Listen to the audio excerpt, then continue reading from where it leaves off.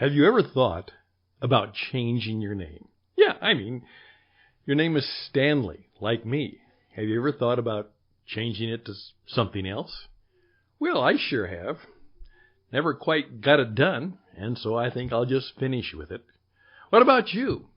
Have you ever thought about changing your name?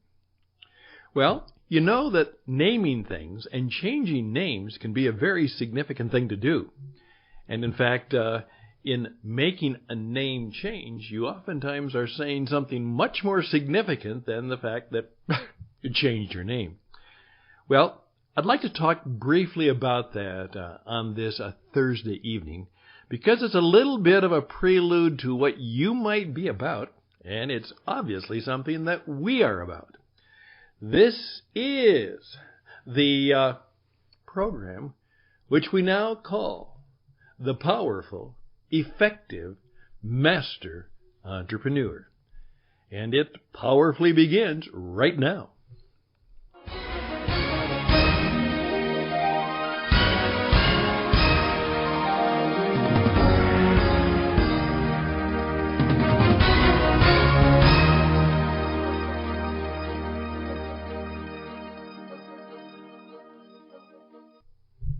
Hi, this is Stan Houston, and we live in perilous times. They are. These are significantly perilous times. It can be quite local. Right now, we're spending very little time outdoors, even so that could be healthy, but the temperature is high and the smoke is thick as a forest fire, a wildfire, brush fire is raging just a few miles, and even less than that, from our home at this time. And we are always in the ready, set, go mode, which means, first of all, the authorities say, get ready. And then they might say, get set. And then they will declare it's time to go. And that's when we should evacuate, because the fire is dangerous. Not only dangerous, but it's dangerous to us personally. So that's part of the perilous times. And obviously, as we look at the mood of the world and at least the growing once again amount of people in the COVID crisis.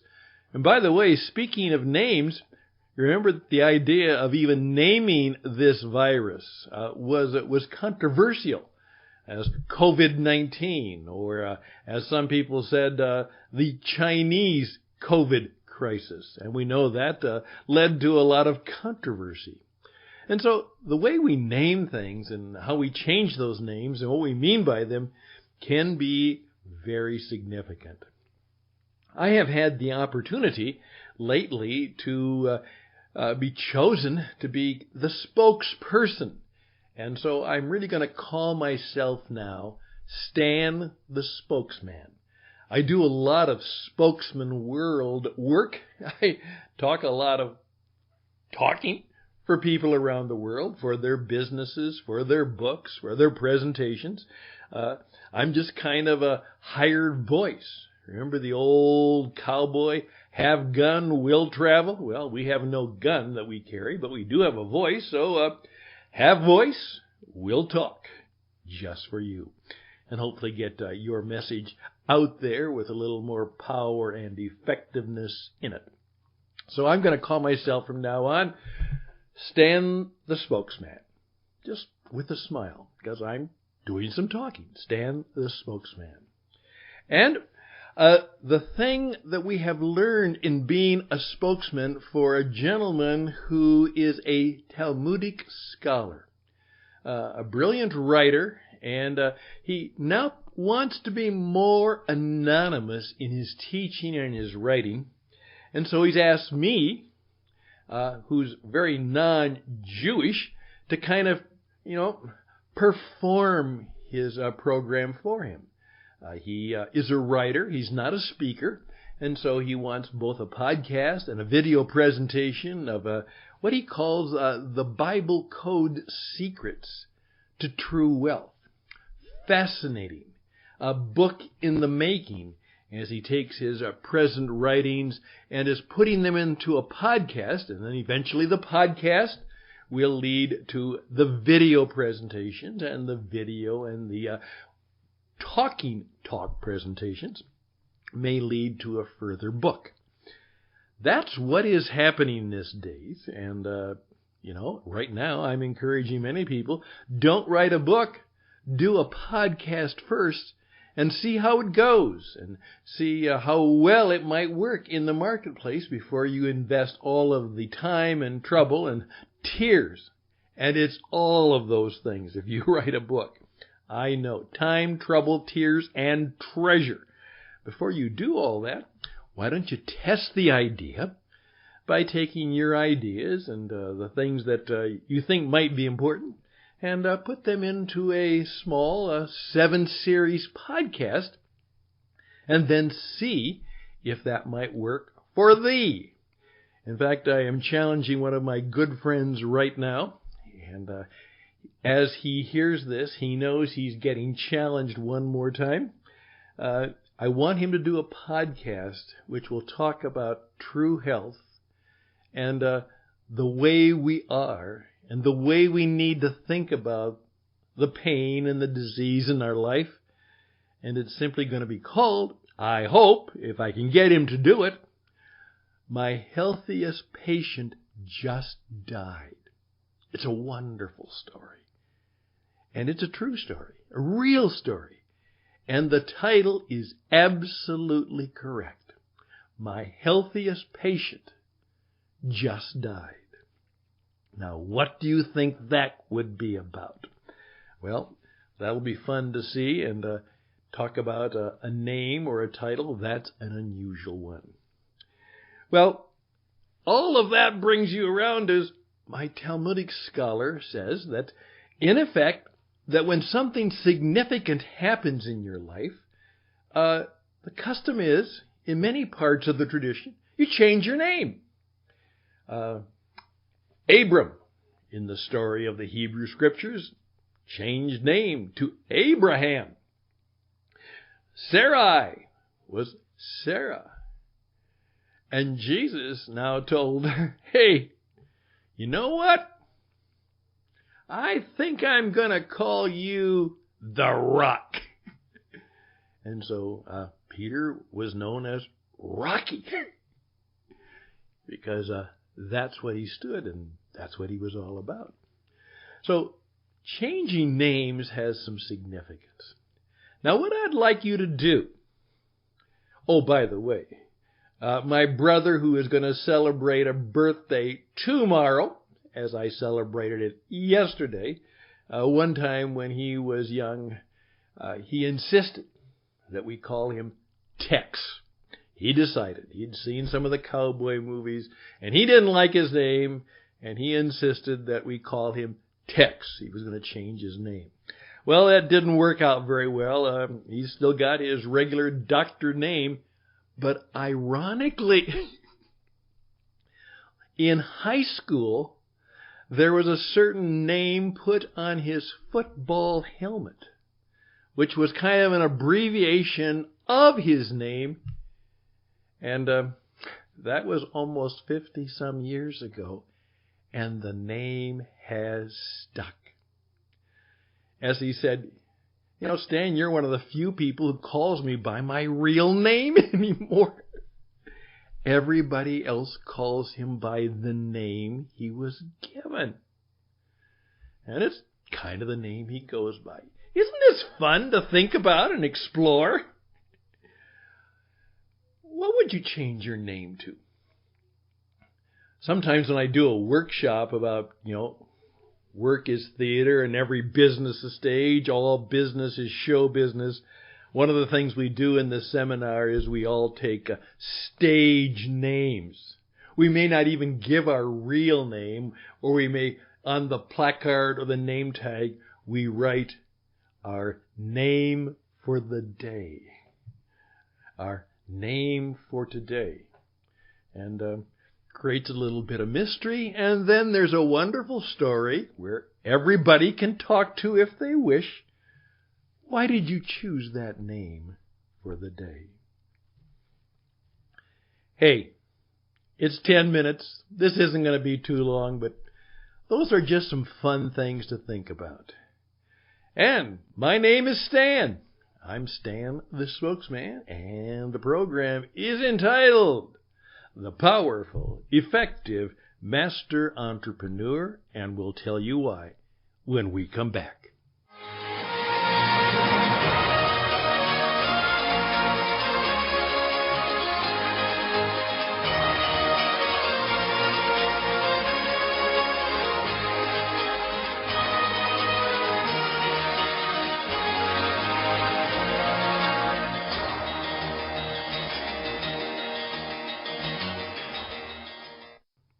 As I said, going forward,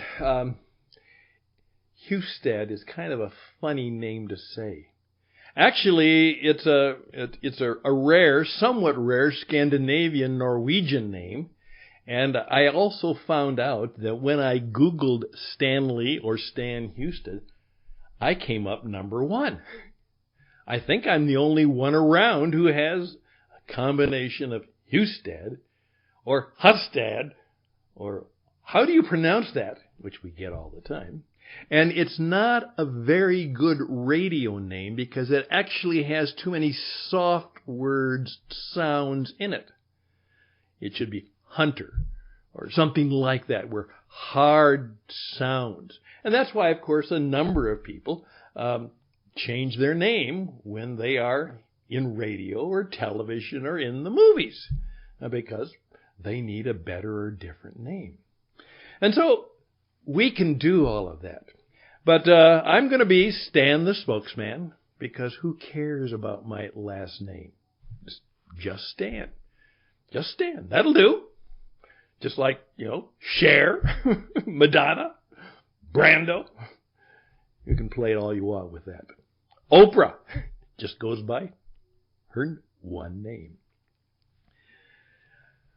One of my friends in helping me do the Praying Planet podcast pointed out that in the book of James, there's an expression, and she's putting it out there for us, in James where it says, the prayers of a right living, right with God, man or woman. The prayers of a right living, a right with God, man or woman, are powerful and effective.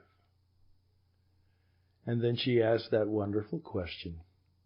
If that's true, why don't you do it more? The prayers are powerful and effective. Now, wouldn't that be nice to have more power and effectiveness in our living today? I think it would be great. And in fact, I want it. Real power. God's creative power. And effective, and in one of the translations it says effective, and it means you have to reckon with it. Prayer is powerful, and you have to reckon with it. It affects things. It changes things. You have to do something about it. You have to deal with it. And so we talked about the Jesus entrepreneur, and that's still a little bit of the tagline we use. It's the master entrepreneur, and that has a double meaning. Obviously, you want to be a master entrepreneur. And the master entrepreneur, we know who that major player is. But I decided, starting on this significant week for me, in which I had a very significant birthday, this little program, and we're going to be doing many more, is going to have a new name. It's going to be the Powerful, Effective Master Entrepreneur. Because we want to master things. We want to have a sense of mastery in the work we do. But we also want to be powerful and effective in the mastery that we have, and in the mastery that we perform, and the master work that is the work we do, and also in the Master that we follow. That's the deal. Time to do some name changing. Glad you joined with me. Think about it right now as we go into the weekend. These are perilous times. Maybe it's time to change a few things. Make some name changes. Call things differently. Give them new names. And perhaps in a certain way, known only to you, perhaps you, between you and God. By the way, God's got a whole lot of different names. He loves names. And every name has a meaning. So, what might be some of the name changes that you bring into your life this week? Just thought I would ask as June begins to come to an end and we go into the second part of 2020. And it's been quite a year, and it's going to be quite a year yet to come. All the best and blessings to you. I'm Stan, the spokesman. Please come back for the powerful, effective Master Entrepreneur. And thank you. Thank you for your time. Thank you for your energy. And thank you for raising your hand and say, I have something to say, Stan. StanHouston@gmail.com. StanHouston@gmail.com. Tell me what your new name is. Tell me what the new name in your life is. Tell me what you've renamed. And perhaps we'll even put you on the radio so you can tell others about the new name. Again, best and blessings to you. Take care. Bye for now.